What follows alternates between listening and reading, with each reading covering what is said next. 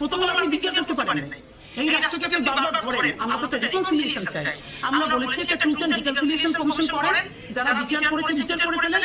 এই বিচারের মধ্যে যদি নৈতিক স্বীকৃতি না থাকে, যদি অ্যাডভোকেট জিআই পান্না না থাকে, তাহলে তারা অফকোর্স তাদের মতো করে কাজ করবে। কিন্তু আপনি এইরকম দন্তক স্থিতি এখন পর্যন্ত একটা বিচার শুরু করতে পারেন নাই। এখানে ইন্ডিয়ান হ্যাজিমনি পুরোটা অ্যাক্টিভ আছে। এখানে এখনো কালচারাল সেই অ্যাক্টিভিস্টরা বিনম্র শ্রদ্ধা বলে আওয়ামী লীগ পুনর্বাসনের চেষ্টা করতে পারছে। তো এর মধ্যে আপনি এই বয়ান করবেন? এই মুক্তিযোদ্ধারা 2014-তে আনকনটেস্টেড এমপি হয়েছিলেন কিনা? এই মুক্তিযোদ্ধারা 18-তে দিনের ভোট ব্যালট রাতে ভরেছিলেন কিনা? 24-এ নির্বাচন হতে দেন নাই কিনা? মুক্তিযোদ্ধারা আছে না? তাহলে তখন কি মিডিয়া ফ্রেমিং করেছে যে 154টা আসনে নির্বাচন ছাড়া প্রতিদ্বন্দ্বিতা ছাড়া এমপি হলেন 50 জন বীর মুক্তিযোদ্ধা? দিনের ব্যালট রাতে ভরে ফেলেছেন অমুক আসনের বীর মুক্তিযোদ্ধা। নোয়াখালীতে আমার এক বোন ধানের শীষে ভোট দেওয়ার অপরাধে 3